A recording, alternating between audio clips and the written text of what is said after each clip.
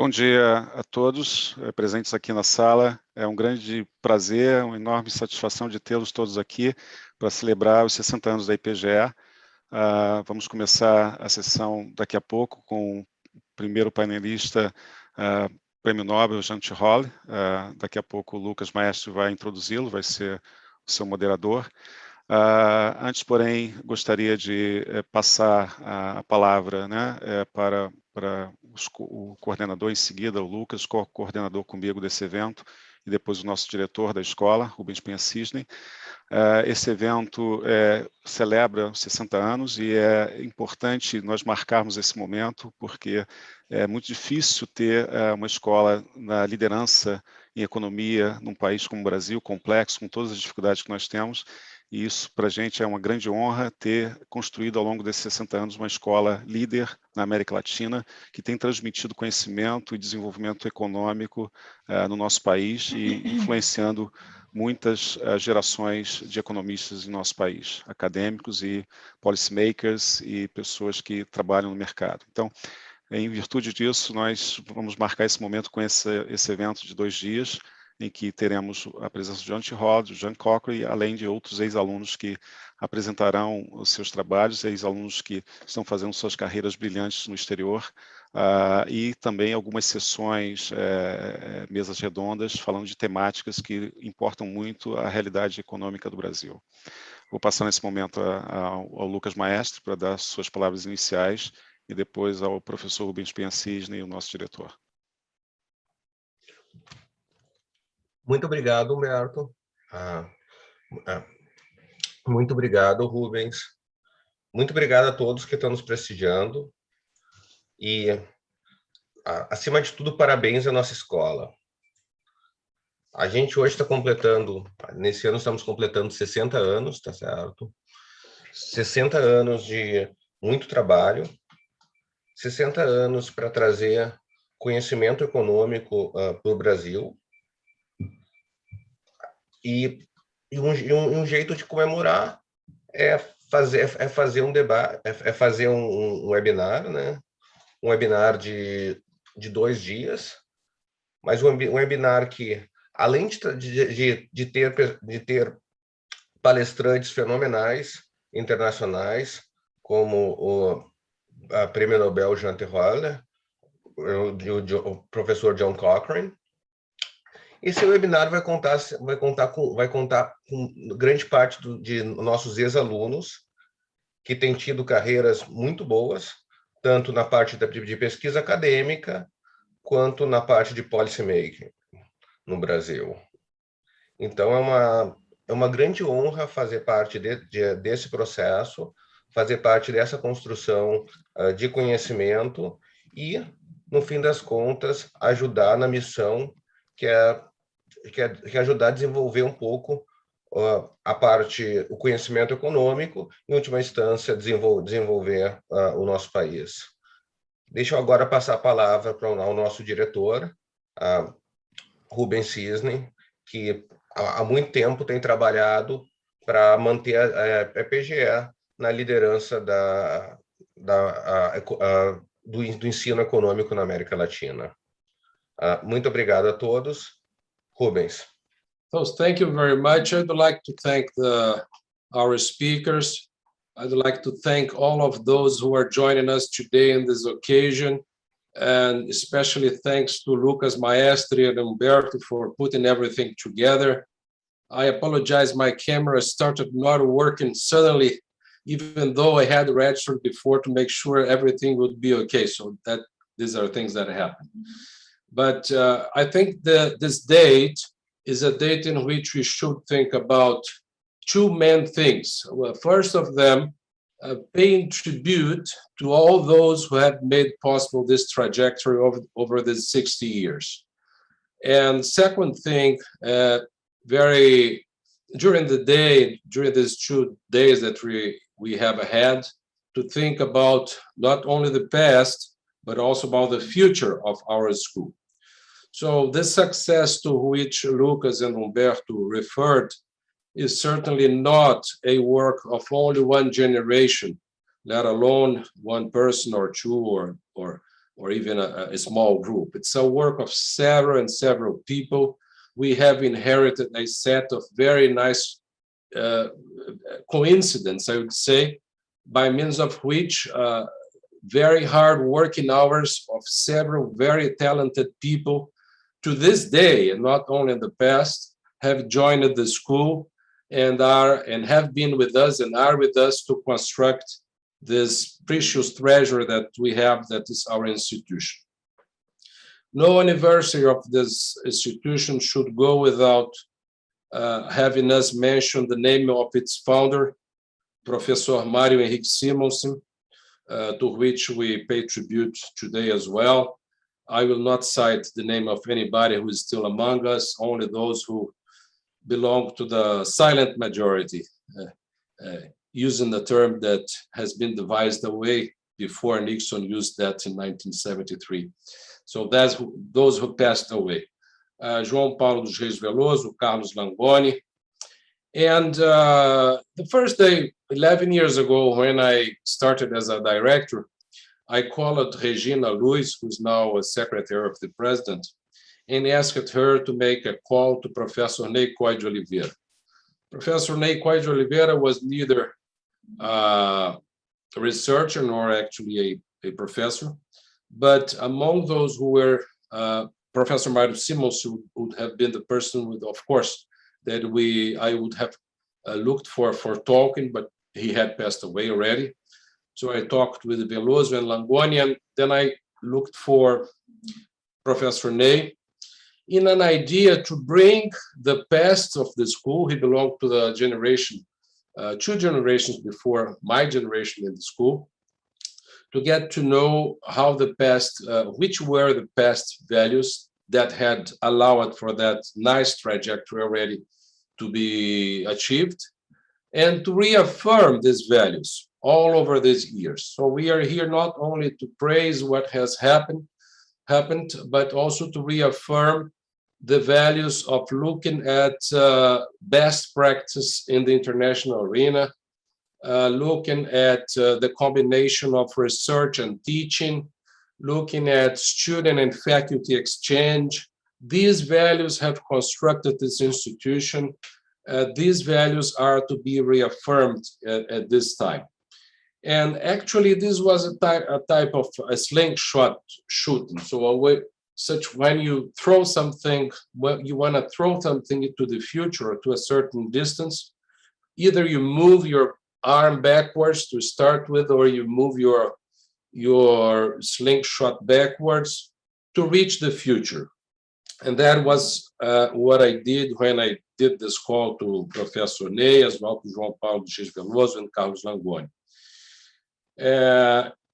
So if we have a target, which target is this? I would say the following.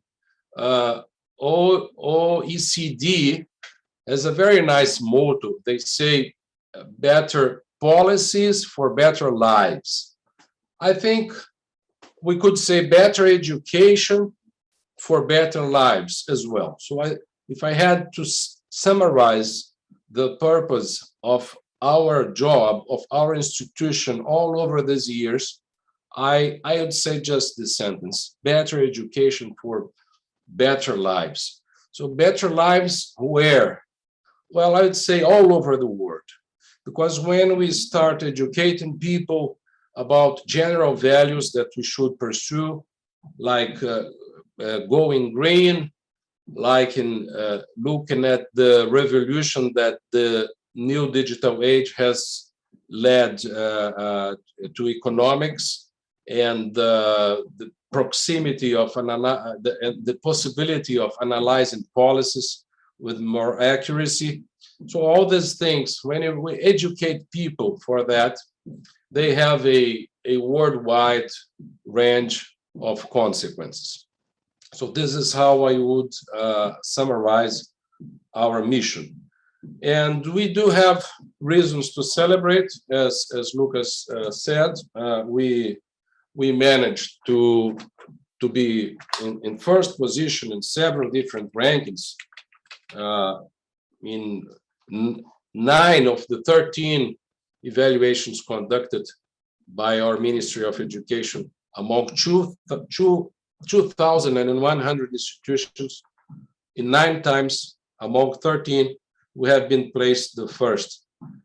If you look at the exam all of economics, 200 institutions in Brazil, 3 times among 5, also the first place, not to mention the first place in Latin America following the Tilburg Index of Economics. So this, of course, leads to a strong responsibility because, as we said, we have inherited all these nice conditions. We have managed to keep the school in a very good position. But as you know, it's difficult not only to reach the best positions, but to keep them. Yeah? So I would say that our responsibilities, now looking at the future, are immense. We have to keep this treasure going on, providing the students of our community the best possible education here in Rio de Janeiro and now online all over several other places, even abroad. We have to be concerned with the fact that every institution has to be concerned the whole time, which is the financial sustainability. Tomorrow I'll mediate a session and maybe I develop something about it, and keep contracting the best minds and attracting committed and the best students. So that's summarizes everything that we have been doing and that I hope we are able to do. When I say the next 60 years, my friends say, well, wait a minute, 6 years planning ahead, maybe it's a bit too much. I say, well, okay, and not to mention that you are in a part of the world where things are not that stable and steady for you to plan with that.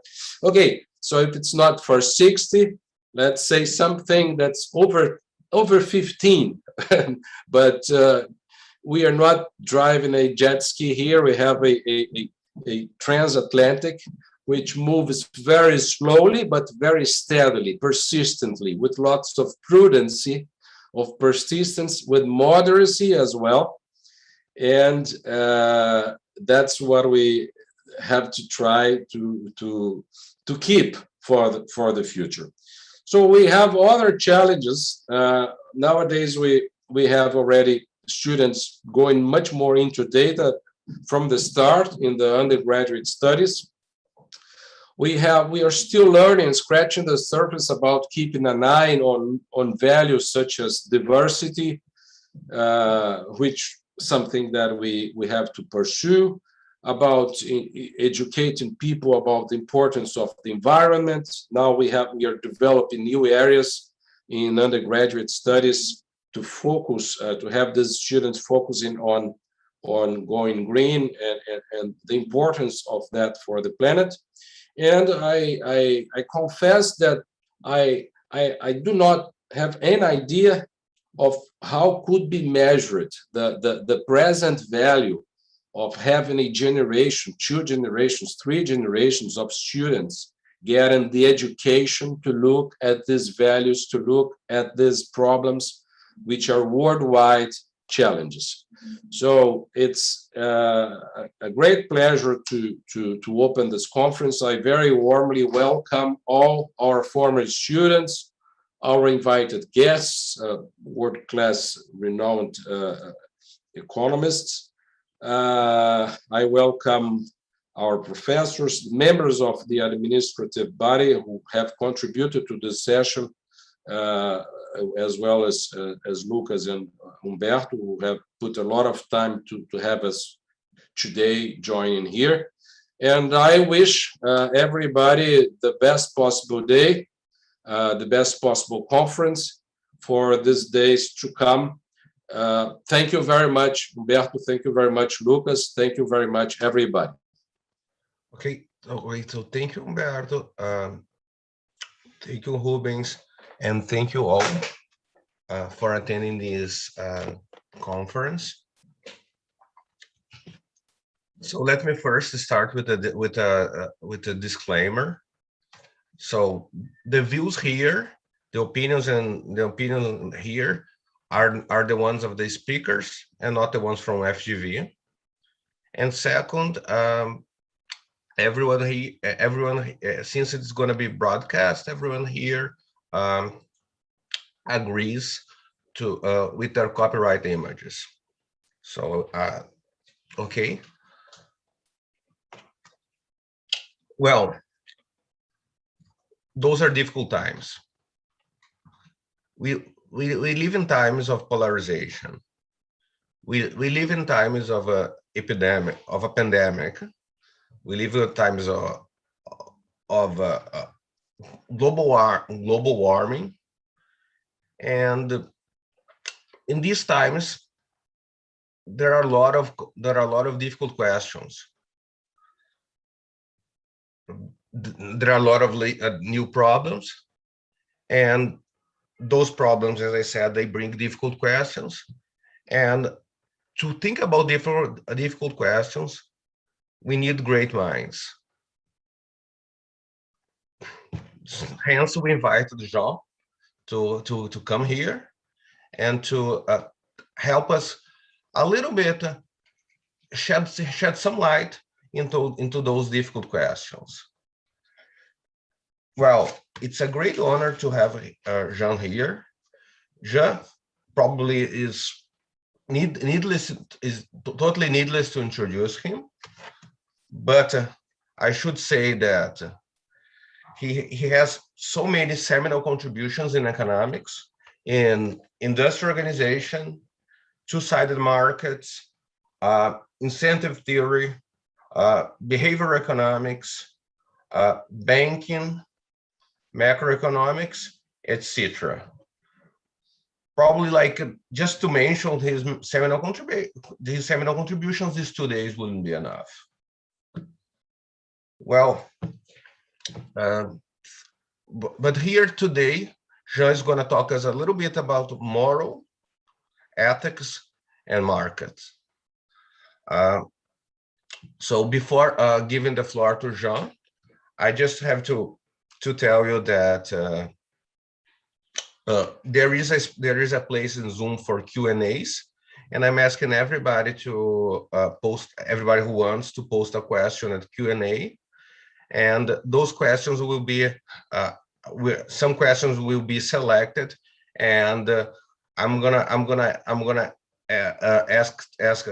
take these questions to Jean in the last 15 minutes of this talk.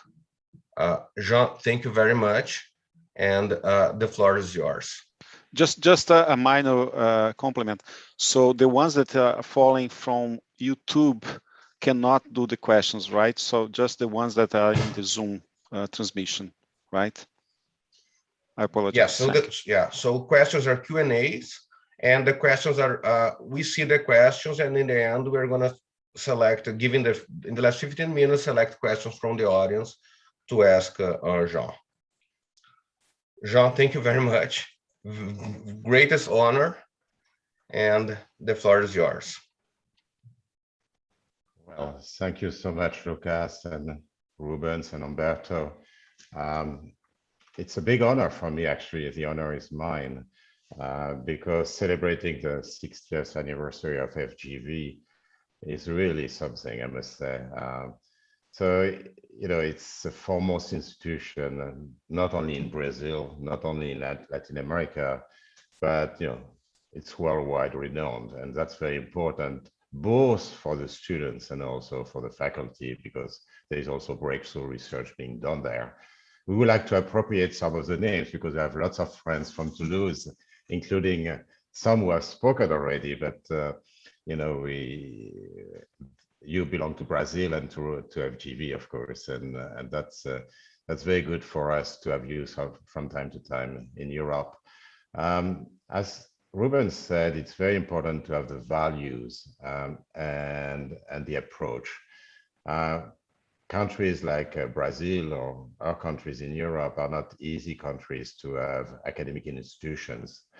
And on top of that, economics is heavily debated, and that's not an easy thing. And to create something like FGV, you need, and that was emphasized by Rubens, you need to have teamwork, both within generation and cross generation.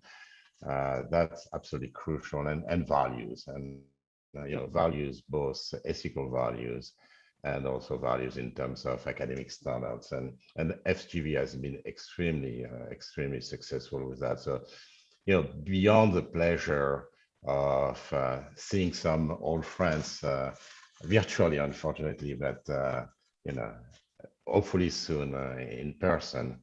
There's also a big honor, of course, for me to be jump-starting this conference. Let me share my screen. Okay, so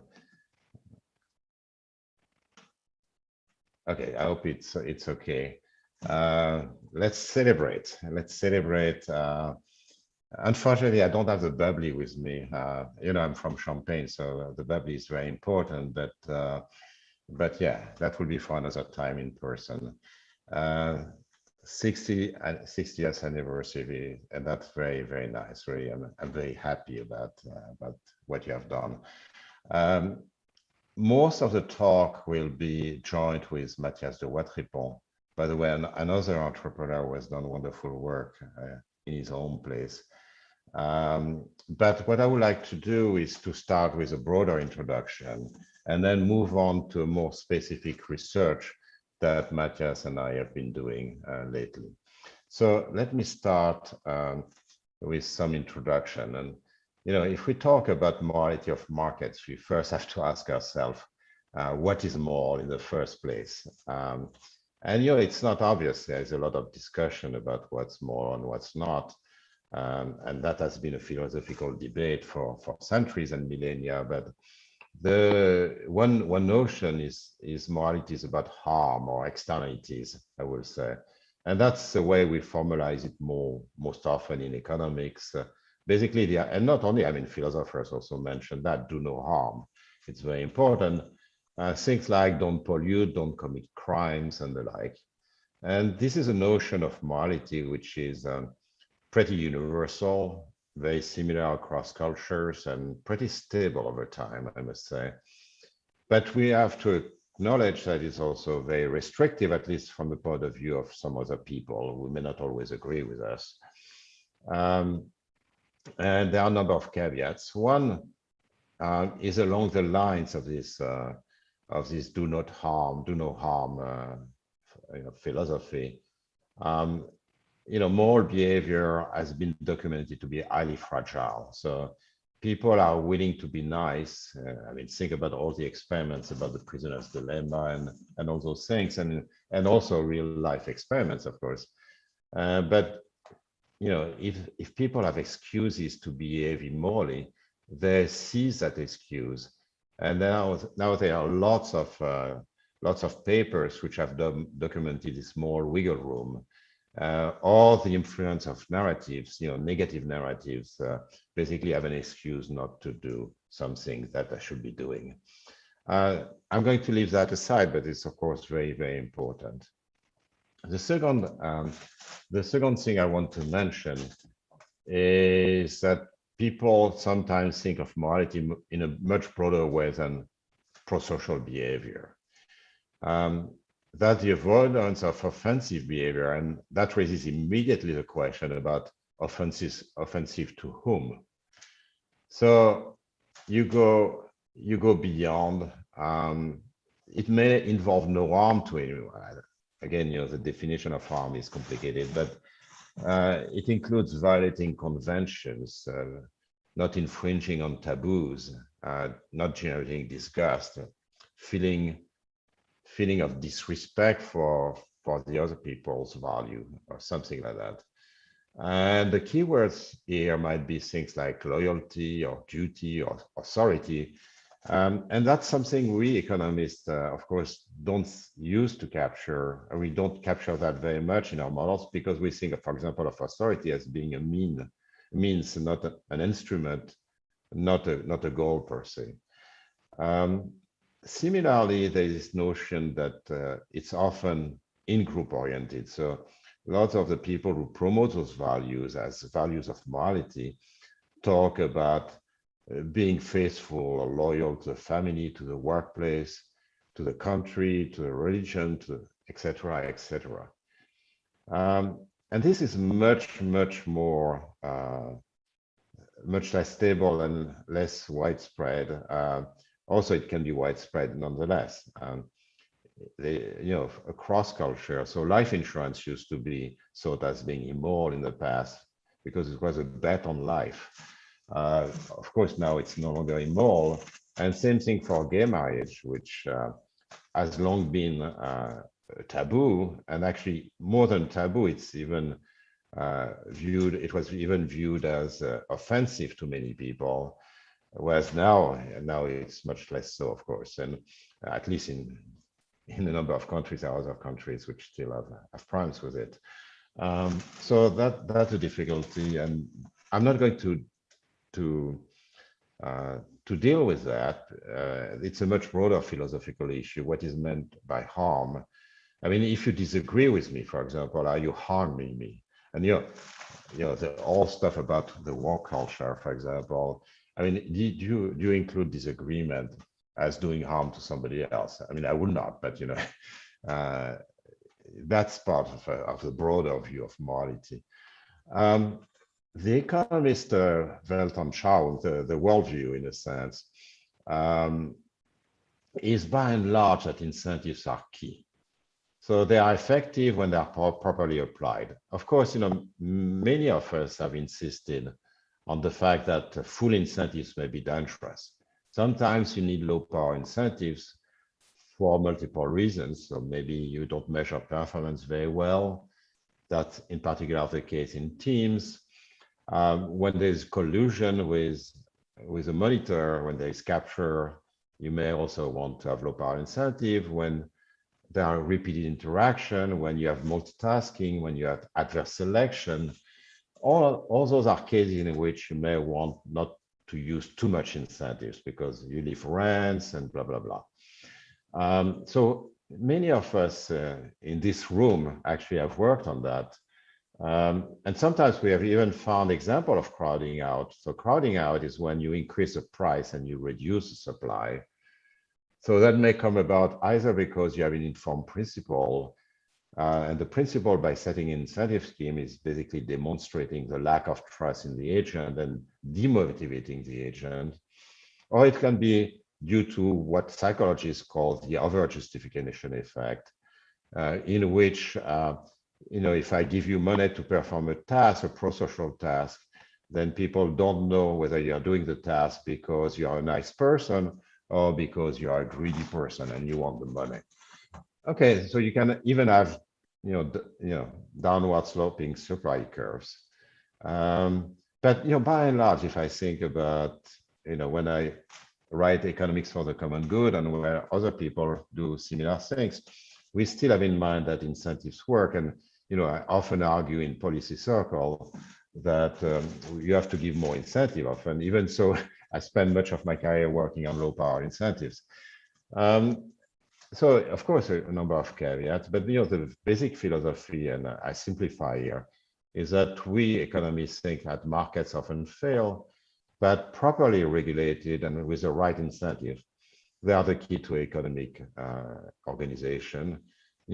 For example, Rubens was mentioning the climate change issue, but almost every economist thinks that the price signal is very important. The carbon price or cap and trade system is very important as part of the solution, and civil society often doesn't. Psychologists and sociologists don't have as much faith in material incentives, of course, partly for the reasons I gave earlier, because they undermine intrinsic motivation, they study the meaning of actions, but that's now part of the economics background too. So legal scholars, interestingly, they think that law is not just a set of incentives and sanctions, but it's also expressive law. So in a sense, the laws are also about reflecting the society's values, okay? that I don't think we have an issue with. And sometimes we have more difficulty with philosophers, at least with some philosophers, because their bone of contention is distrust of markets and more generally of incentives, because market is a specific incentive, of course. Many top philosophers, remarkable philosophers, have written books. I put two here, but there are many other famous philosophers who have written books with similar titles. Basically what money cannot buy or the like. But if you compare them, for example, if you compare Michael Sandel's, who's at Harvard, book with Deborah Satz, who is at Stanford, there are different approaches to saying, well, you have to pay attention to markets, and they're very different approaches, actually. And my own view is that economics is a moral and philosophical science, and therefore we have to ask what's wrong with it. Maybe that's wrong, something is wrong with us too, right?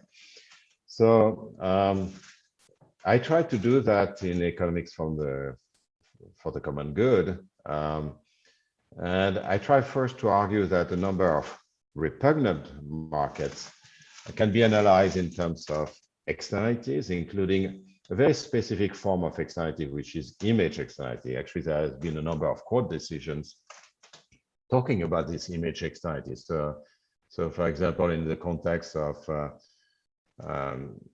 prostitution or dwarf tossing, the idea is that the person may want to do it, but it degrades the collective image of women or small people or the like. But there are lots of externalities which give rise to repugnant markets. There are also internalities. Internalities is what happens when you don't optimize for yourself, in a sense, which is that you hurt yourself, maybe because you are compulsive or I'm sorry, impulsive. If you are impulsive, you may actually not defend your own best interest.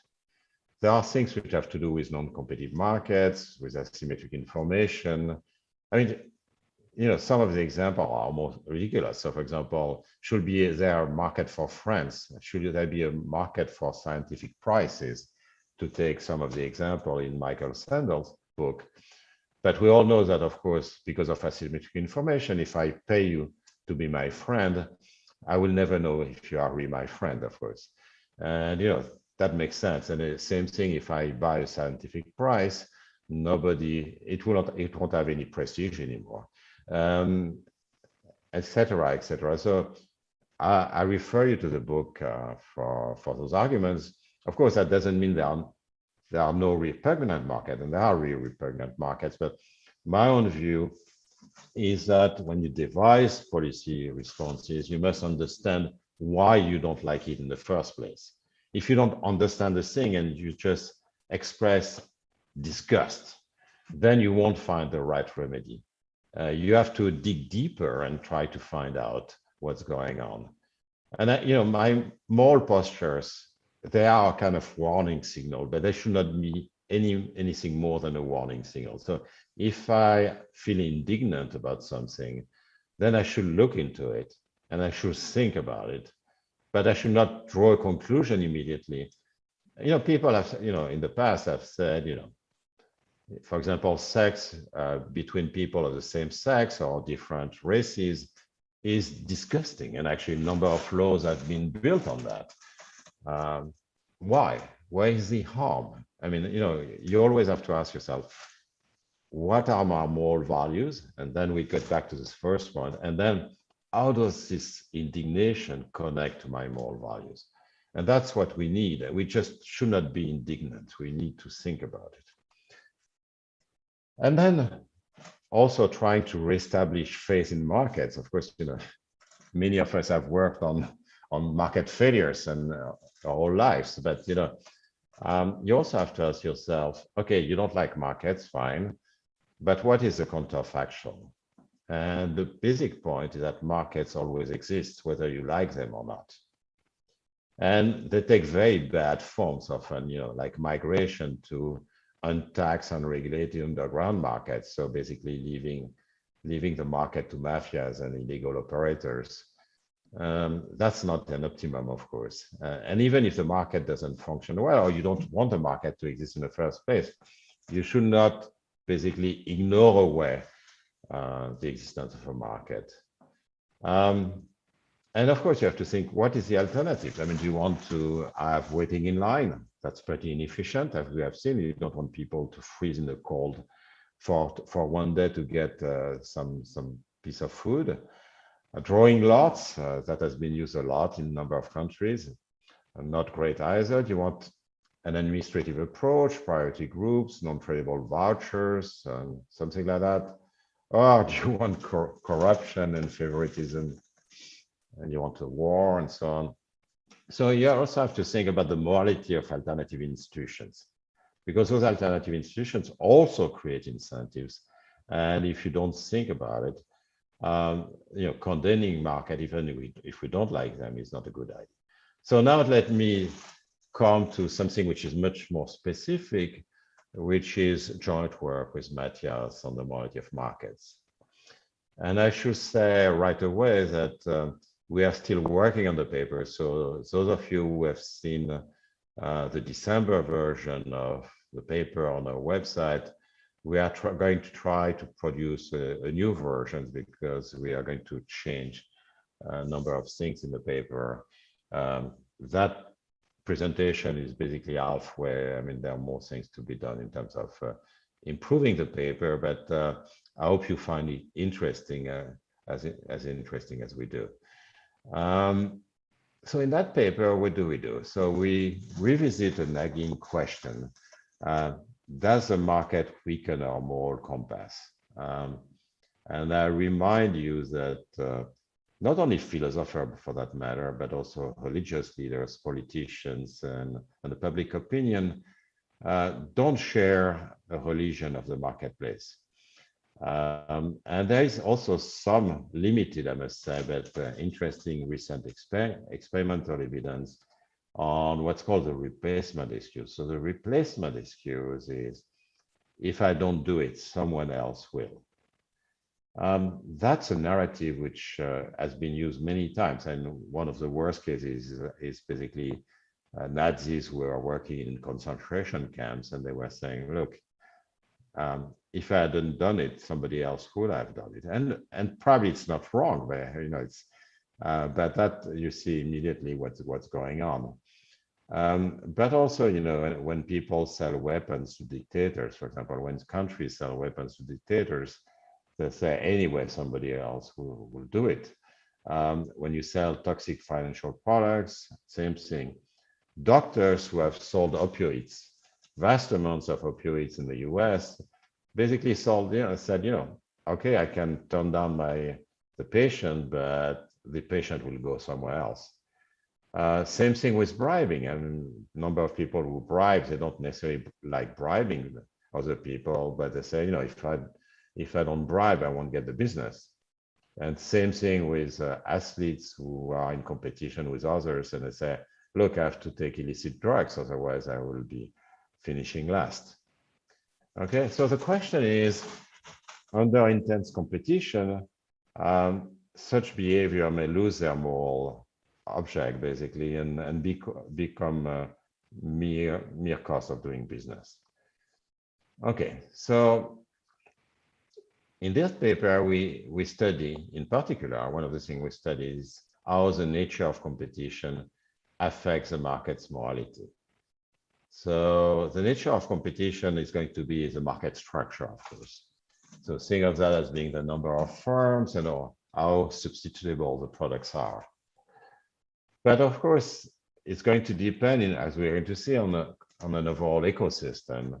So whether prices are fixed or flexible, you're going to tell me, well, the prices in general are flexible, but you have to reconsider that a little bit, because there are also interesting cases of fixed prices. So taxis, for example, is a case in point. In many countries, doctors, notaries, and the like professions, you have franchising environments or apps where the franchisors, for example, have a fixed price. They are constrained to charge a fixed price, uniform price. by the supplier. And then you have a bunch of markets in two-sided markets. I mean, Lucas mentioned two-sided markets, but one of the particularities of two-sided markets is that you often have zero prices. And many of us consumers, when we use a search engine or we use many services offered by Google, Facebook, and all the big tech companies, we don't pay anything. And this is actually much broader than tech. So, but there is a fixed price because there's a constraint, which is zero lower bound. So that's it. Now, the outcome is also going to depend in general on whether cutting ethical corners lowers costs or boosts demand. So the cost reduction case will be the case where the firm employs child labor or pollutes, emits CO2, and that will be a case. That's a bit different because in the first case, the immoral behavior is going to increase demand. Basically, you try to satisfy the customer. Whereas the second case is going to reduce costs. So it's a bit different, as we are going to see. Increasing demand through misbehavior is different from decreasing costs through misbehavior. As you might expect, the social responsibility of stakeholder may matter, and also who you are going to compete with, because the competitive pressure will also depend on whether the other suppliers are ethical or not, whether they are for-profits or not for-profits, and the like. Okay, so the modeling choices, and of course, in this limited time, I'm not going to cover that much of that, but I've indicated with a star the baseline model. The baseline model, first, if you want to talk about the morality of markets, you have to discuss what the participant in this market view as being moral. Okay, so you have to take a stand there, and we know there are lots of different ways of thinking about morality. So we are going to take a specific stance, which will be social preferences. So basically, you internalize some of the welfare. But of course, there are other social preferences, like for Kantian preferences and whatever. And some deliver the replacement excuse, and some don't deliver the replacement excuse. But of course, I'm going to focus in the limited time on social preferences. But you should remember that actually what I'm going to do is also can be useful also to tell apart the different social preferences versus, say, Kantian preferences. Then you have to say who experiences some social responsibility in this market. So it could be suppliers, and that's what we're going to focus on. So that's called corporate social responsibility. But of course, in the paper, we add also the consumer social responsibility. They may want fair trade, for example. The investors may want to engage in socially responsible investment. The workers may want to work for a good firm, and so on. As I said already, there are two different monetary benefits from cutting ethical corners. The one is when you increase demand by catering to the consumers, in the case of selling weapons to a dictator, opioids, bribing, illicit drugs, and so on. But sometimes a firm behaves immorally on the cost side, so using child labor or polluting just to save on cost. Nature of competition, I've already discussed. There is fixed prices and there is flexible prices, so that will do both. Then we can have supplier risk aversion. We do that in the paper, but we're going to focus on risk neutrality. And I must say, whenever you have social preferences, you must assume somehow, and that's done in the entire literature on social responsibility, that there are no Pigovian taxes or insufficient one, so that there is still a wedge between the social arm and the incentive of the firms. there are lots of reasons for that, which have been discussed in the literature, like limited liability, absence of political will that we see quite unfortunately for carbon pricing, loopholes, corruption, costly enforcement, and of course the case where externalities are exerted abroad and it's hard to act upon. Okay, so that's basically the framework. I'm going to preview a couple of key results. So one of the things we do is not, is to unveil where does the replacement effect come from. We look at the case where cutting ethical corners increases demand. And when you have fixed prices, so when the prices are regulated or they're constrained by the zero bound or something like that, we show that ethical choices are strategic complements. So if you are more ethical, you have an incentive to behave more ethically as well. If I reduce my ethical concerns, so I'm behaving in an immoral way, I'm going to be more competitive because that's what the consumers want. And therefore, it's going to increase elasticity of demand. That's a standard elasticity effect. So you'll have a tendency to cut corners as well. So if I cut corners, then I'm going to take market share away from you. And then you have an incentive to react by cutting ethical corners as well. On top of that, if I behave badly, then you will have a urge to take market share away from me because I deliver a lot of negative social welfare. And that's a social responsibility effect. So you want to compete harder to take market share away from me. And again, you are going to cut ethical corners from me. So what we show there in that particular case of fixed price is that if you have an increase in competitiveness, so more firms or higher elasticity of demand, you end up with less ethical behavior. So that's a standard intuition in a sense. But we also show that this standard intuition is also fragile in a sense. Indeed, there is a very general result, actually even more general than I'm going to show you, saying that the competitive pressure is going to be irrelevant. There is an irrelevance theorem, which basically says even that you have more or less competitive pressure, that's not going to change ethical choices if prices are flexible. And the intuition for it is you go back to the case of fixed prices where an increase in competition induces less ethical behavior. But when prices are flexible, you have an offsetting effect. Of course, if you have a lot of substitutability, then you'll get lower prices in equilibrium. And that means that the markups are smaller. And because the markups are smaller, then it's going to be less tempting to undercut and behave unethically. And it turns out that very generally those two effects cancel. Then we look at supplier heterogeneity. I'm not going to discuss that right now, but because I want to jump into the model. But what I want to say is that you can look at the case in which the suppliers have different social preferences, or they have different corporate forms. So, for example, some might be for profit, and some other might be not for profit. And there are a number of sectors like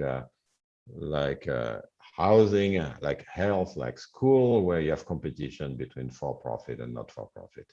So that's interesting from that. Okay, so, and there are some skip results. Okay, let me move on to the model itself. So you have a standard oligopoly market with suppliers and suppliers. They have marginal cost C, so I mean, the marginal cost might be different. So I took it the same here, but it could be different. USA have a mass of consumers with unique demand, so they have to choose between those suppliers. And we're going to start with a case where cutting ethical corners, so taking the immoral action increases demand. So basically the quality, and I'm going to give you examples in a second, but the quality is perceived as a surplus for the consumer, and we're going to call UI the utility that is derived from this action. So basically, you can please the customer. Your action is immoral in a way I'm going to describe, but you are trying to please the customer, and the customer appreciates that. We are going to assume that UI is in some interval 0 U upper bar, and as a welfare, in fact, small wi, which is per unit of consumption, which is a function W. It could even be a function WI. It's a function W of UI, which has a weird shape, but it turns out to be satisfied in all the applications we have looked at. Basically, it's single peak at some U hat. So there is some kind of socially optimal behavior, which is U hat. And basically on U hat, U bar being the cycle bottom, so that means the worst possible outcome in terms of welfare, it's concave, it's decreasing and concave, with actually the slope going to 0 to minus infinity at U upper bar. This is this part of the curve. I don't know if you see my pointer, but basically it's completely irrelevant, because in this range, by increasing U, you increase demand. At the same time, you behave more morally. So, I mean, it will have to be very perverse. You will have to be very perverse to be choosing in this range. So really the relevant range is U hat, and remember U hat is the social optimum, and U bar is the ethical bottom, the worst possible behavior. And when you increase U, you please the customer, but you behave more and more immorally. So in the paper, and I don't have time to describe that, we give examples satisfying those assumptions. So for example, for externalities like pollution, the difference, basically, the externality is basically the difference between W and U, okay? So in the relevant range, the difference between W and U also in the case of internalities. So internality is basically when you don't stand for your own best interest, is going to come from the difference in utilities between the long-term self and the short-term self. So, say for example, the consumer is hyperbolic, is impulsive. The purchasing decision is going to be made by the short-term self, but this is something like a drug, like an opioid, which will be costly for the long-term self. And the difference between welfare and U is the difference in utilities between the long-term self and the short-term self. And a third application we develop is product misrepresentation. There, you cater to the consumer by showing basically how great the product is, even if so it has some flaws that you are hiding.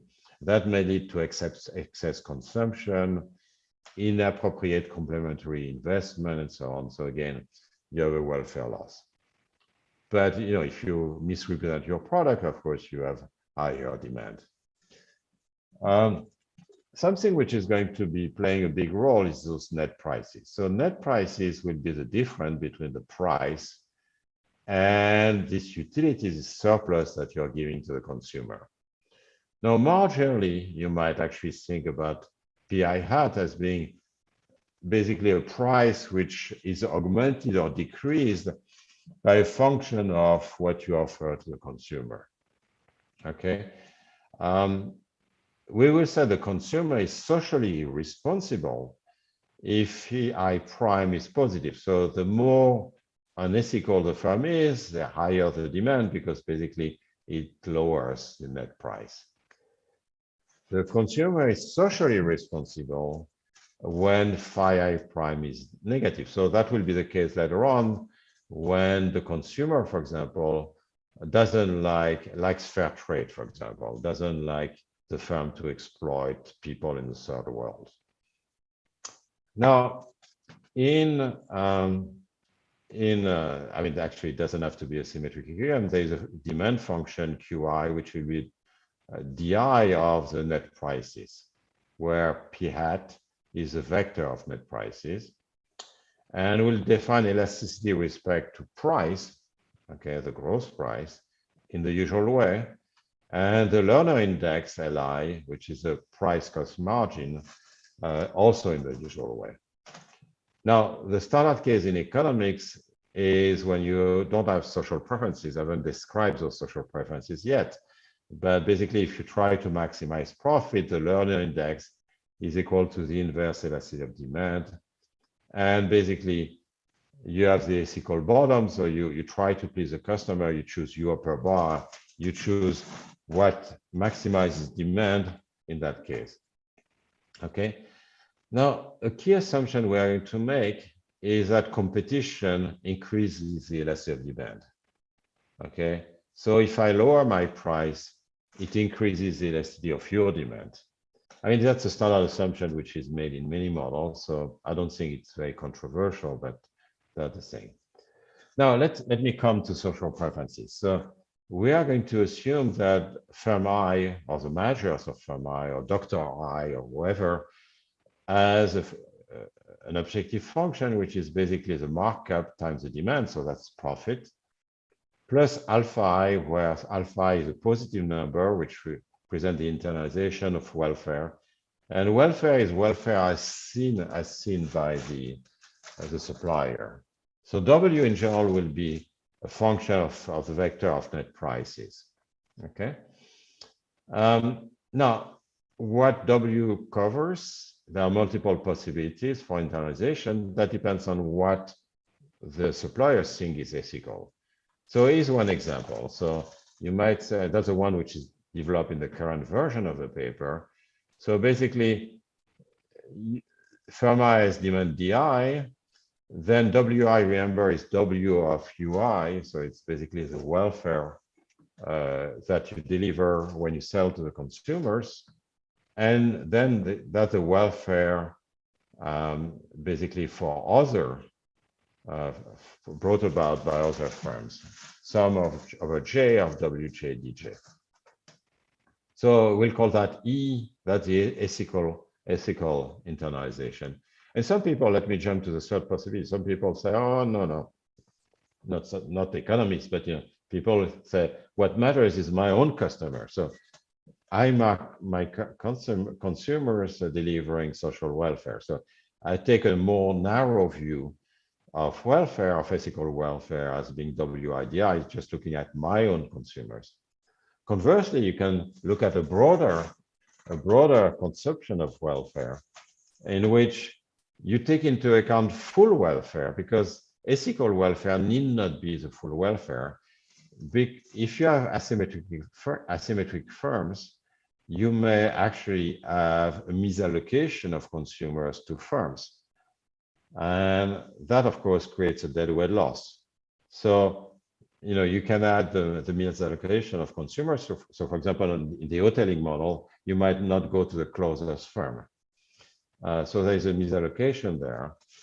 But it turns out that the only thing which is important is that W depends on the vector of net pricing, and then you can take whatever internalization you want.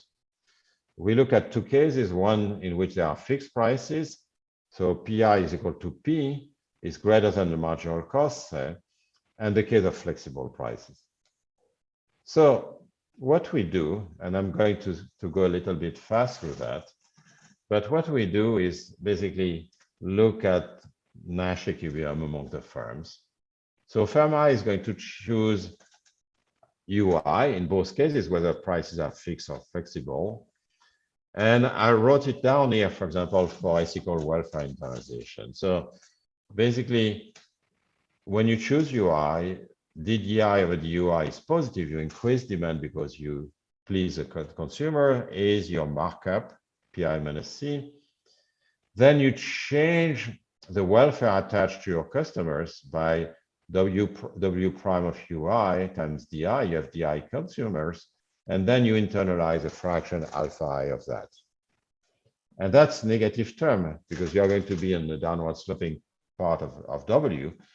And that simply means that if you increase UI, you feel bad about it because you internalize some of the impact on welfare. And then you have the elasticity of demand, of course, which is that you're going to increase your own demand and reduce the demand of your competitors. So you have a gain in market share with an impact. And of course, everything is going to depend in part on whether your WI is greater than the WJs or smaller. Okay, so when you rewrite this first order condition, I skip a few steps, you get basically minus alpha I W prime of UI, which is positive. So basically the marginal impact on the welfare attached to one consumer, as you internalize it through alpha I, times is equal to eta I times Li. Eta I is the elasticity of demand faced by firm I, and Li is the learner index, but slightly modified learner index. So the learning index is Pi minus C over Pi, but then you have to take into account also alpha I SI, where SI represents some social responsibility index. And that comes basically from this term here, the ethical impact of the gain in market share, which is that you are going to displace customers, toward your own firm or toward other firms. So it all depends on basically you are stealing market share from, so the sigma IJs, which are the cross elasticities, but also the welfare which is delivered by your competitors. Okay, so that's actually very natural. That's so basically this social responsibility index is equal to some, when you increase UI, you gain market share, you steal sigma IJ consumer from firm J, and that's good from a social responsibility point of view if your WI is greater than your WJ. Now, you see that things are going to be quite simple in a symmetric equilibrium because all the WI on the equilibrium path, I insist, on the equilibrium path are going to be equal. And therefore, SI in equilibrium is going to be equal to 0. And the learner index is going to be the standard learner index. And there is another case that maybe I'll come back later on, which is actually quite simple. Okay, so one of the first things you can do is to obtain a result, which I've already alluded to, is you would like to formalize a replacement excuse. If I don't do it, someone else will. And basically, what happens in this model is that if you are, so you are J, I'm sorry, I'm I, you are J. If you actually increase UJ, so you basically try to please the customer, then there will be an elasticity effect, which basically there will be more competitive pressure on me. And if I cater to the consumer, I will gain more market share because your move has increased my elasticity. Okay, so that's a factor of strategic complementarity. And the other is a social responsibility effect, which basically comes from this term SI. This term SI that I add here, yeah, that's the social responsibility effect. And basically, when you reduce WJ because you're trying to please the consumer, then you increase SI, you increase LI, and that gives you strategic complementarity again. Okay, now that's interesting. I mean, we certainly were not expected such a neat analysis of strategic complementarity. And it obtains for a number, I mean, all the examples I've given you so far, basically social welfare, ethical welfare, narrow ethical welfare, they deliver exactly that, at least the elasticity effect, but they always deliver strategic complementarity. Whereas if you think about deontologism or categorical imperative, you really don't get the replacement excuse. So that's actually interesting. So let's look at Lucas. I guess I have to finish about in 15 minutes. Is that correct? Yes. Yes. Okay. So let me move on. So there are fixed price. When you have fixed prices, so you cannot adjust prices for whatever reason, then you get this condition. I mean, there's no optimization of a price. You get this condition, which is basically the condition I gave you earlier. Given the price P, you get the U star given by minus alpha times W prime. Here I wrote it in, only in the symmetric case, times the elasticity demand times the learner index. Okay. Now from this equation, it's pretty easy to obtain the fact that the market is going to be more moral, which means that U star is going to be lower in this framework, if suppliers are more pro-social. I mean, that's kind of obvious, right? So if the alphas are higher, that's good for pro-sociality. The lower the regulated price, and that's very important because if P is lower, then that means that the stake is lower, and therefore there is less incentive in gaining market share through basically cutting ethical corners. And finally, when the market is less competitive, that's good for morality. So in a sense, that captures some of the objections people have to market. So, you know, if it's less competitive when prices are fixed, at least, then it's going to make it a better world. Okay. So that's the first conclusion. So there's some grain of truth in what people who criticize market say, but only some grain of truth. And actually, whenever prices are flexible, you have very, very general results. So you see, I mean, when prices are flexible and you have the first order condition with respect to price of some IPI, then you get the standard equation. There is nothing new. Lerner index is equal to the inverse elasticity of demand. Nothing new. But once you remember this formula, where was this? Well, wherever it was, but you know, basically you had the product of elasticity of demand times the Lerner index, and that means basically you get this condition for the equilibrium moral behavior, and you see that this equilibrium moral behavior depends on social preferences alpha, but just doesn't depend on anything which has to do with demand. So in particular, whether the market is perfectly competitive or totally monopolized doesn't change anything. And the intuition I gave you earlier, but it's worth repeating, is basically that if you have an increasing competition, then there is an incentive to basically, you gain more market share basically when you behave immorally. So that gives you an incentive to behave immorally. But at the same time, if you have more competition, you get lower prices, meaning that you have lower stakes and you have less incentive to behave immorally. And this is a very general result. It holds in asymmetric cases as well, actually, even so I wrote it only in this symmetric case. So that's actually very important because it's a huge caveat, and there will be others, but there is a huge caveat to this replacement excuse. Okay, so, and the proof is actually very simple if you think about it, because demand depends only on net pricing, okay? Now, the welfare function, I wrote it in the case of ethical welfare, but you know, more generally, you have a welfare function W of P at. Now, if you keep net prices fixed and you maximize over UI, okay, so you replace the markup Pi minus C by Pi hat plus UI from this equation here. And you see that UI enters only in two places, here in the markup and here in the welfare impact on your own consumers. And both are proportional to DI, right?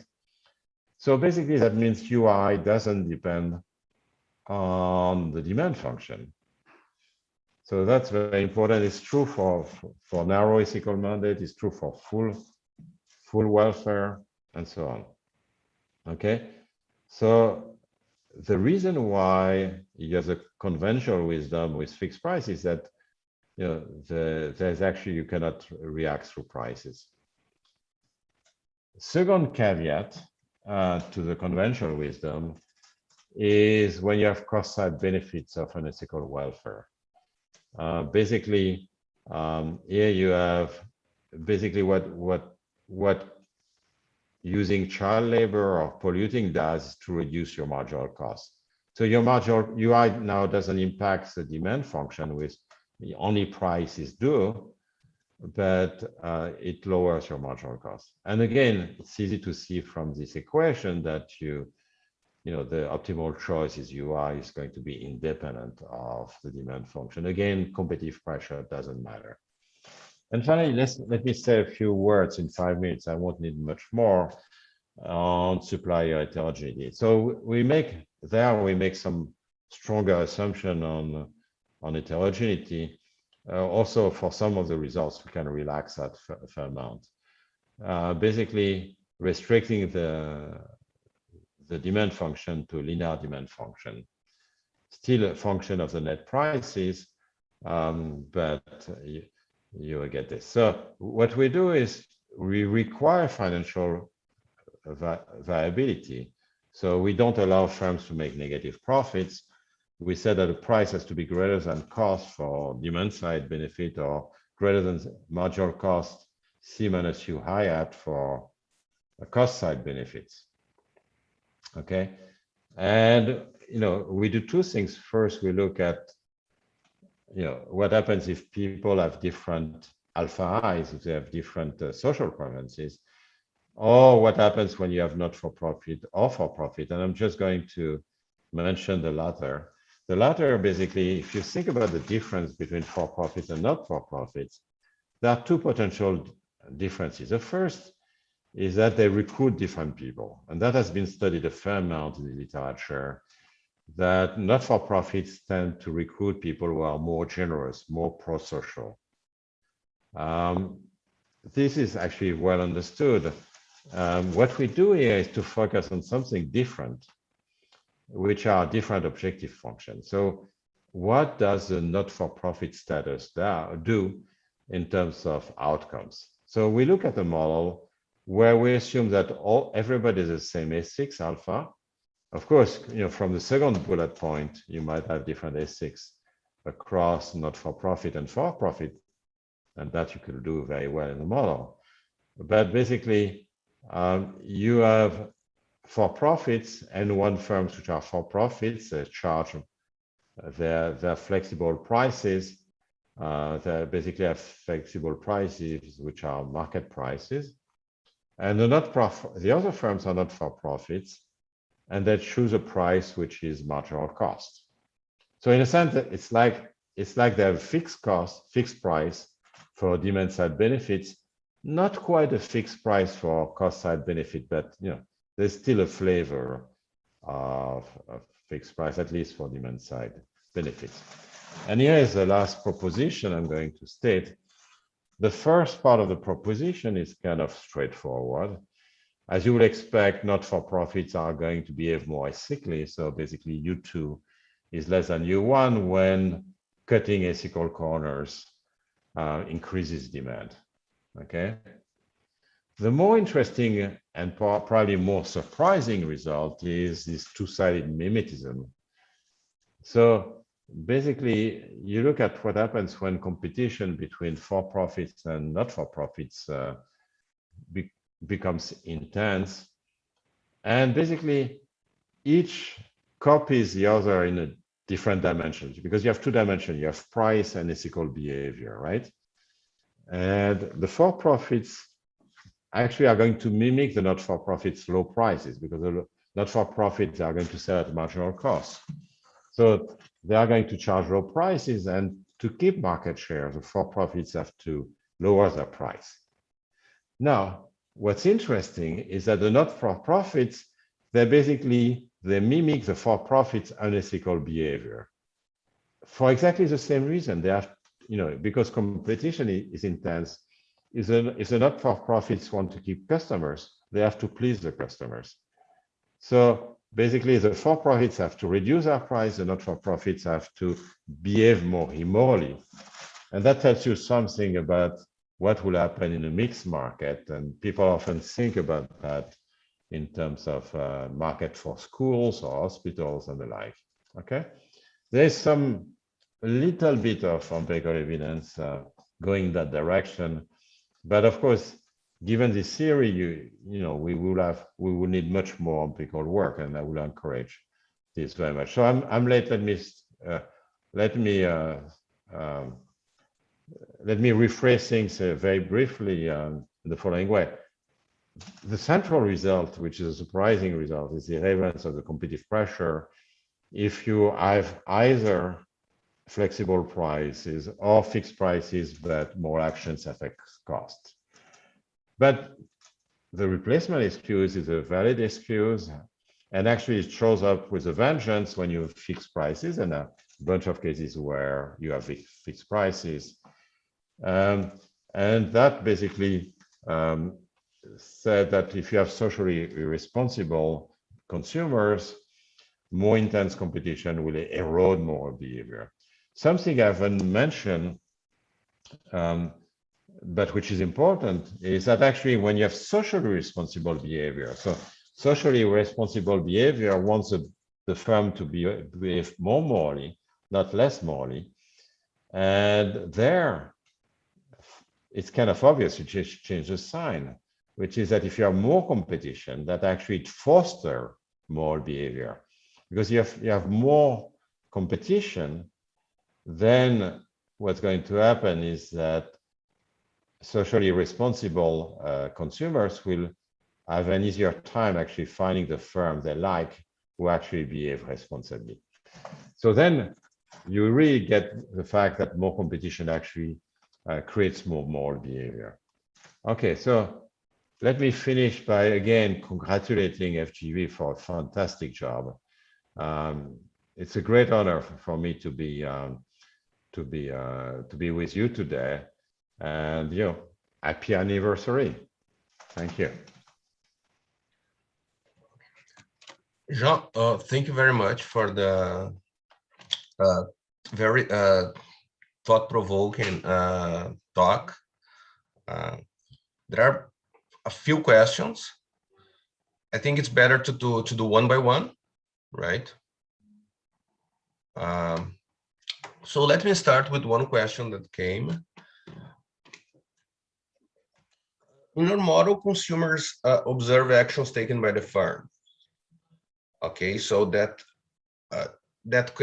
probably makes more sense in some applications than others. So for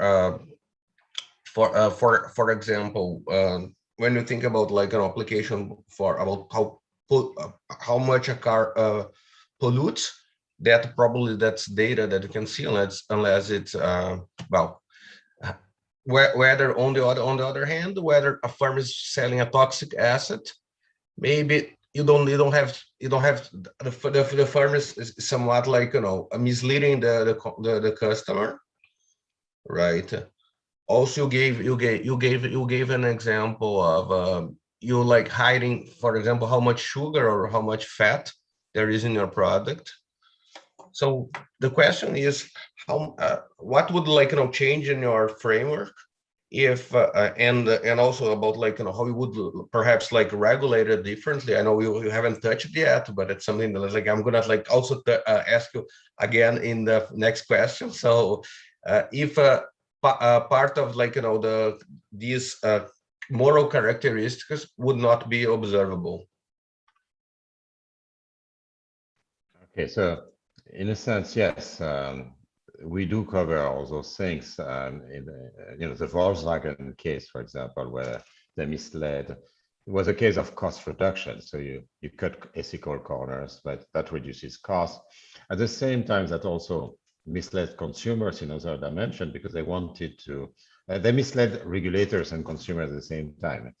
So, and the consumers which were misled were those who had actually wanted pro-social behavior and wanted to have a clean car. Now, what you're asking is different. What you're asking is, what if people don't know the social concerns of the firms? They don't know the alphas, if I understand well. And or even if don't observe you perfectly, for example. Oh yeah, no, that's right. But they will always have some assessment. And actually the third interpretation in terms of misrepresentation of quality, for example, speaks to that exactly, because in a sense, the beliefs are the wrong beliefs. So you make them more optimistic about what the product is like than is really the case. So there's this part of the misrepresentation. Now, they may not know alpha I, so they may not know how socially conscious the producer is. And that can be, the theory can be extended that. It doesn't accommodate it for the moment, but it's a signaling game, basically, is that there will be some learning about the alpha I. And that's quite doable because the firms will actually like to build a reputation, either for immorality or for morality. That depends on what the consumer wants. And that's that will be doable. I mean, that's quite doable, but we haven't done it, to be honest. By the way, it goes without saying that, Mathias, you can also answer questions, and especially the difficult questions that I miserably failed to answer. So, Lucas, can I ask also a question now or later? Or sorry. Sure. So if I understood correctly, so you are fixing the market structure of the model, right? So the way you model it. But another way to think about it is how you intervene in the market structure. It's another way to think about the regulation. So you thought something about it. So there is room to change the market structure in a way that would lead to better outcomes for the society in these terms. So I guess it's a broad question. I understand, but this speech about competition being bad for morality, which is very, I mean, maybe not in the economics department, but by and large, it's very prevalent in civil society, and of course, lots of firms use that to basically fight competition policy. And saying, no, you're obsessed by competition, and look, competition is not going to deliver the right outcome. So it's basically an excuse to basically lobby for protection from competition. So, you know, I would not want that to be a good excuse. But in terms of regulation, I mean, that raises interesting things. And something, by the way, we haven't done is the location. So you can locate more or less closely to your competitors and see what the implications are. It will be pretty easy to do given what we have done, but we haven't done it. Mathias, you want to add something? Well, yes, maybe. Well, first of all, thank you for this great opportunity. But in a sense, and as Jean said, we are in the process of thinking about what are the key results. We have a rethink of that. So maybe I can try one thing. Indeed, it's irrelevance results that somehow, with flexible prices, which is basically the main case, with flexible prices, we have these irrelevant results. And we could, in a sense, say, look, you know, as economists, we like competition. We like competition policy because it reduces price cost margin and the like. Of course, you need to take into account fixed cost and the like. But I mean, there are allocative benefits and benefits for consumers with more competition. Well, the good news here is that it won't come at the expense of morality, which doesn't mean, of course, that we should just be happy with the equilibrium morality. We may want indeed to make sure that indeed companies do behave properly with respect to a number of ethical dimensions where society, democracy has to decide. But that in a sense, it shouldn't come through, I mean, it won't really work through competition policy. I mean, that might be, and so you may want to think of it saying, look, if it has an impact on competition, well, from an ethical point of view, don't really worry about it because there won't be a big effect. And then in those cases, of course, where we have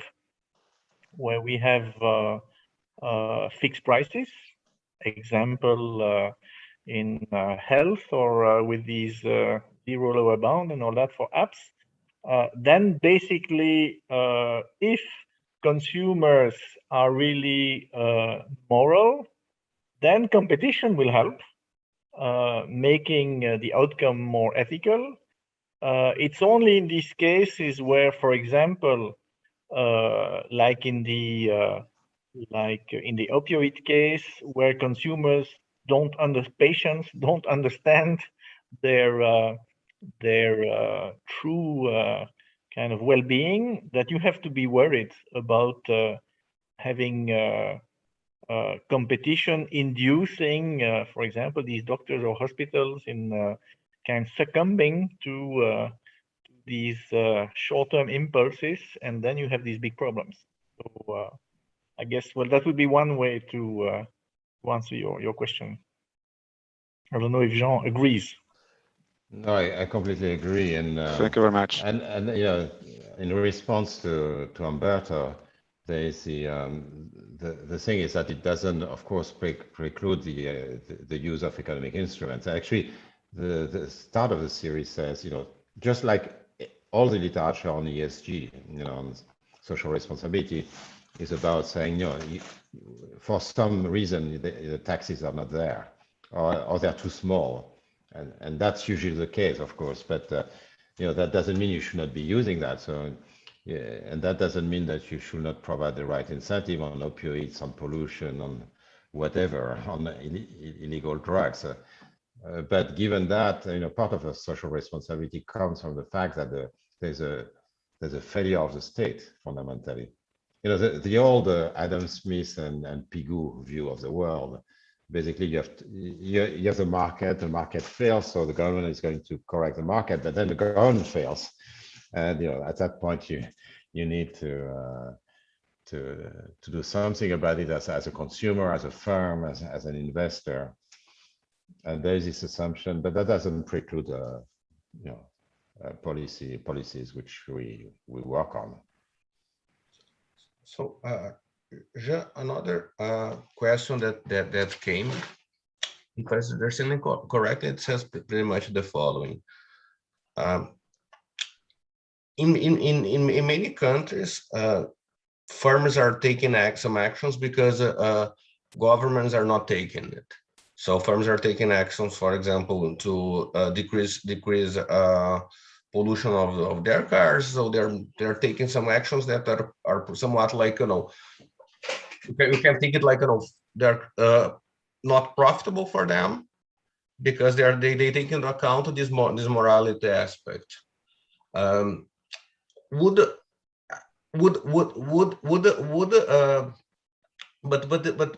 for example, a properly regulated Pigouvian tax, say on carbon emission, change, for example, that's beyond their model, but should change like the objectives of the firm, and then if it didn't, could you have perhaps like, you know, too much like, you know, morality, or like, you know, inefficient morality in this case? Lucas, I mean, this is actually a difficult point. You know, I was mentioning the standard view of Adam Smith and Pigou is that you need a Pigouvian tax, you need to correct market failures, blah, blah, blah. That's what we think about. But you're asking what happens if you do that? Okay, so if you imagine that the carbon price is 100 euros instead of being 5 euros or whatever. If it was the right carbon price in a sense, do we still have an obligation to behave morally? It's not obvious because you pay what you cost to society. You are made accountable for your action, and we economists will tend to say, okay, fine, then there is no more duty anymore because you pay for it and you compensate society for the cost you impose. But that's very much an economic view. My own experience in the last 30 years, where, you know, when I talk to policymakers, for example, or to friends who are not economists, about, okay, do you still have a duty once you have paid, you know, decent enough, high enough taxes? And they say no. So that, I guess that's what you have in mind. They say, no, it's not because you have paid that you are discharged of obligations. So even if you pay 100 euros per dollars per ton of carbon, you still must economize on carbon. I guess they have something in mind, which is another market failure, which is inequality or something like that. But there's this gut feeling that even if you pay the Pigovian tax, you're not off the hook, right?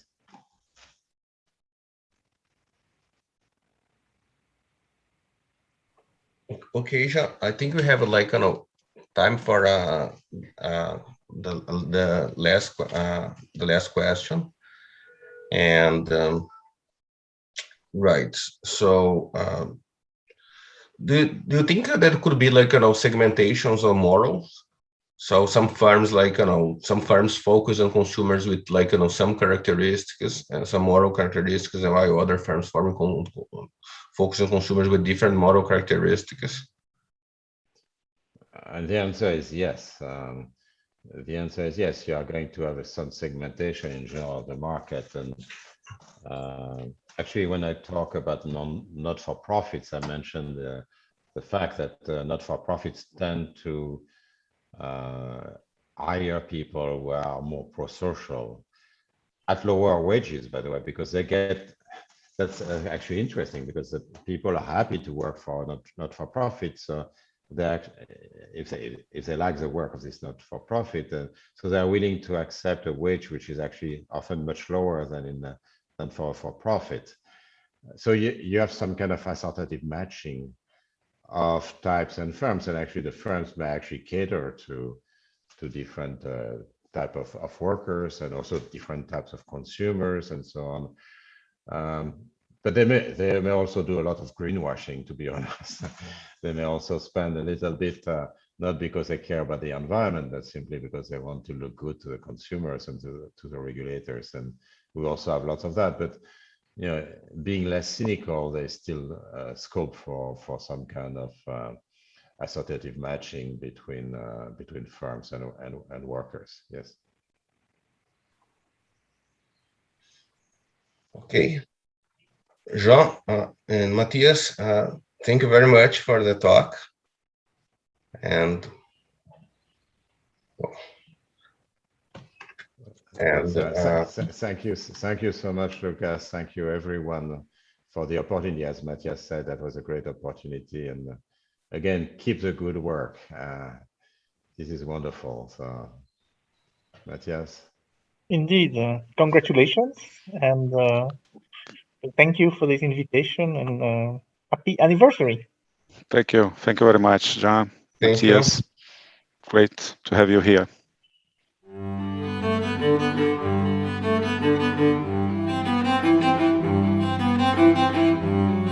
Thank you.